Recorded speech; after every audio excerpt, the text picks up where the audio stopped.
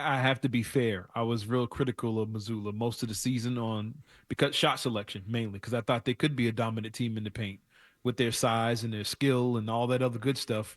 And my biggest fear with him was would he be able to adjust? Would he just keep firing up threes? I think before Christmas they had 6 games where they shot over 50 threes in a game. Since then they've only done it once, and that was in a 40-point blowout against Memphis. So they've stopped taking a bunch of threes. Whereas, oh no, we can shoot threes. No, you really don't have to. They've stopped doing it. They've gone to the basket. They've made the adjustments, and I have to be fair and give him his credit for making those adjustments. And look at the efficiency from Jaylen Brown tonight when he just stopped shooting threes and got to the basket. He was a dominant player, and they all kind of fell in line after that. So I have to give Missoula credit for the adjustment that they made. Something I didn't think he not capable of, but I didn't think he wanted to do it, and that's a real good sign with this team heading to the final stretch of the season. All right, Cerrone Battle joining us here on 98.5 The Sports Hub. We'll be doing a lot more of this as the season moves on here, and the schedule was supposed to get tougher, and it will over the next couple of games. Dallas on Friday night, and then Sunday we'll all be watching that Golden State game.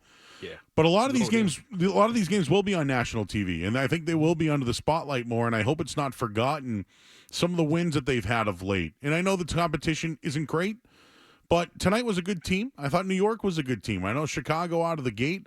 But for the most part, looking at this team, I just talked about all these adjustments here, but they're slowly pounding teams to the point where in the fourth quarter they can't compete. And where I'm going with that, Cerrone, is I go back to that Chicago game.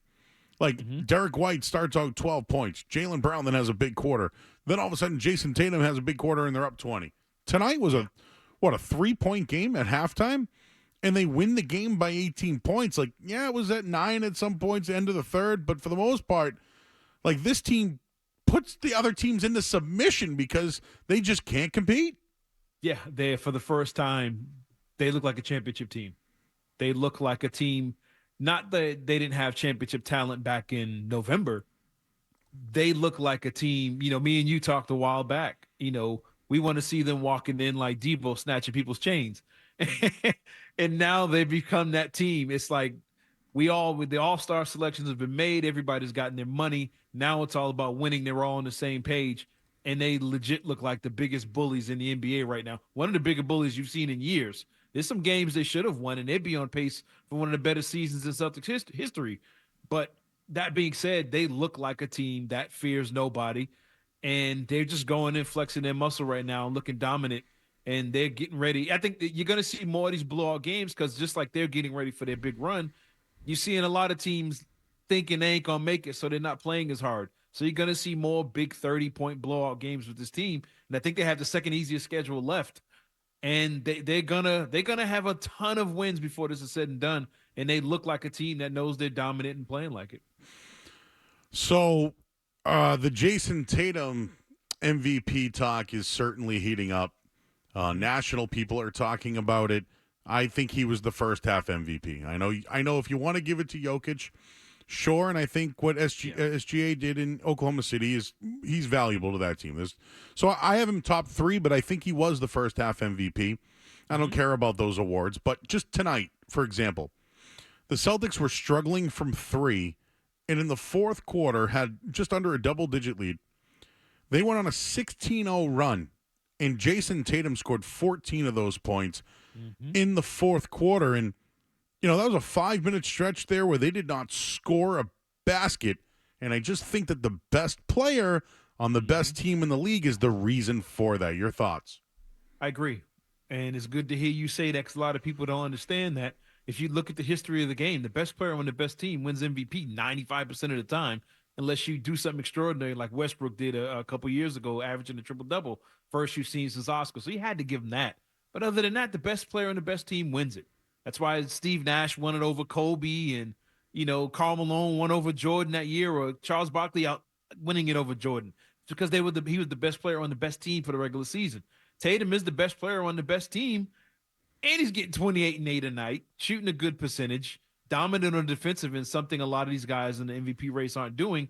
And I tell you this, if they end the season with a 7-8 game lead in the standings over the East and the West and have 60, 65 wins, if he doesn't get MVP, something's wrong. There's no way you can let a guy with a lead that wide in the standings and win 60 plus games and get 28 a night and be MVP would be ridiculous. And I think I think he has been the MVP and should be. And second, I would say, Shea has been up there because OKC wasn't supposed to be this good. But for him to win with that team, you got to give him his credit. But as good as they are, they're still 6 games worse than the Celtics. So you have to give credit Tatum credit, and I think he is the MVP leader right now. So, when it comes to the Celtics and just getting back to Joe Mazzulla when we're talking about Tatum, he did something a little different tonight. Normally, Tatum takes a break midway through the first quarter while Brown plays the rest of the quarter. Yep. Tatum and Brown switched their minutes tonight with Brown playing with Drew Holiday in a 3-player bench lineup. It's a different rotation for them.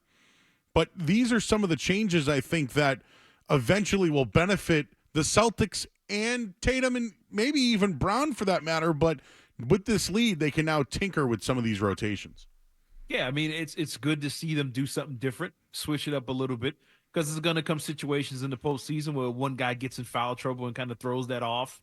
I don't want to wish an injury on somebody, but circumstances could pop up where you have to do things like this. So being able to make these adjustments now and get used to it, you see him play a little zone earlier in the year, kind of getting used to that in case they have to switch it up. And this is what a 8-game lead in the standings does for you. You can now prepare for the postseason and regular season games.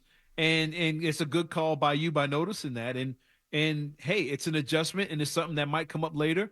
And I think it worked out for him because every time, Philly went on a big run, Mazzulla would make the adjustment, they go on a run and push it back up. And they went on that one big run in the fourth quarter. They had no answers for it. So again, give more credit to this coaching staff for the adjustments they're making and how they're benefiting his team. Now, if this was a playoff game and they did that, I'd be like, hey, why do they do that? They haven't done that all year. What are you doing? But I think this is the time to start tinkering with lineups, right? Like Tatum has been a facilitator. And so humble brag here, Cerrone, but tonight, I said Jason Tatum could have a triple-double tonight. Yep. And at halftime, I doubled down on it. He finished with 29, 11, and 8 assists. Again, humble brag, right? A little flex. All right. He just missed it, but they changed their game. Like the threes weren't going down. And Tatum went 10 of 11 from the line, but I got to give props to Jaylen Brown. If I'm critical of Brown, I also want to give him nights where he took over. He was a plus 25 tonight, had 31 points, 6 rebounds, the 1 assist, 1 steal, whatever. He did have 4 turnovers. I don't care about that. Yeah. He only took 2 threes, hit 1, but went 11 of 14 from the field and 8 of 10 from the free throw line. Nights like this, he looks like one of the top players in the league. And he can do it every night.